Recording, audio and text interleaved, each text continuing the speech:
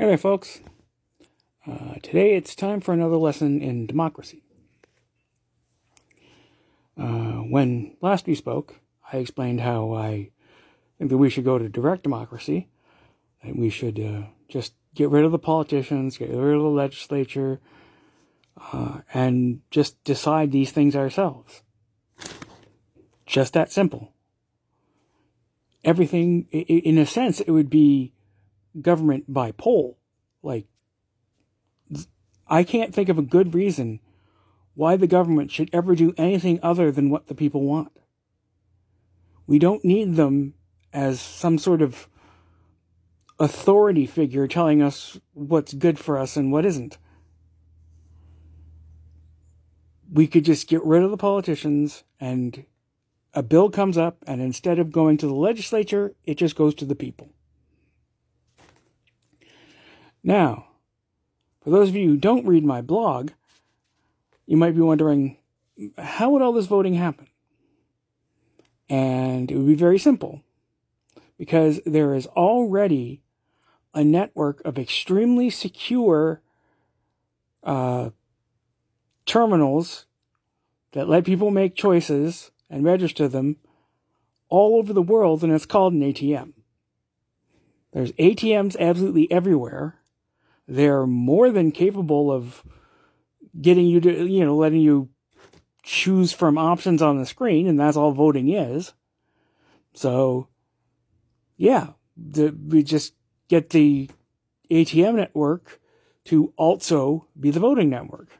And that way, like, seriously, you could drop into your local convenience store to withdraw some cash and vote on a piece of legislature that you are interested in.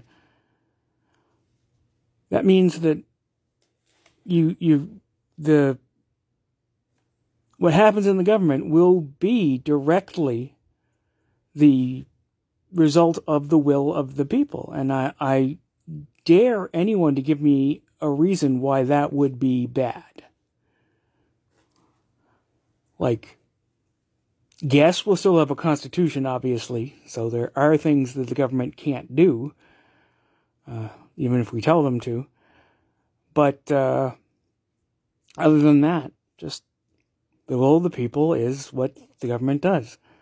And when you realize just how little government reflects the will of the people now, you'll realize that what I've been saying is true, and that what we have is not democracy, and it never has been.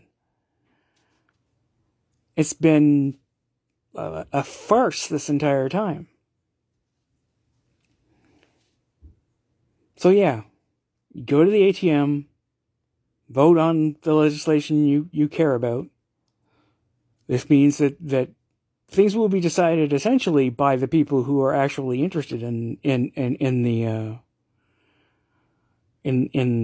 what the bill represents, which seems about right to me. Government by the interested. And you might be wondering, how will we make sure that the banks, who I'm guessing are probably not all that keen on democracy, how will we make them bend the ATM network to our will? Well, here in Canada, it's real simple. We have what's called a chartered banking system, and that means that the federal government has to charter a bank, grant a bank its charter in order for it to exist. So if they decide, well, we don't want to help bring greater democracy to the world, we'll just say, well, do it, or we'll revoke your charter. And boom, you're not a bank anymore. Boop. Presumably in the States, it'll be a little more complicated. But still, yeah. And I mean, if we can just get some momentum behind this greater democracy movement, it'll be unstoppable, because seriously, how would the politicians argue against it? What would their argument be that it would be a bad idea? Like I've said, I don't know if I said it here, but I have said it on my blog. There's no argument against direct democracy that isn't just an argument against democracy, period. Basically, they'd have to say, no, the people are stupid and shouldn't, we need a mommy and daddy government to tell us what's good for us and make our decisions for us, because we can't be trusted with our own government. And you're all a bunch of idiots. Now, see how many votes that gets you. So yeah, remember, folks, it's a simple 3-word phrase: more democracy now.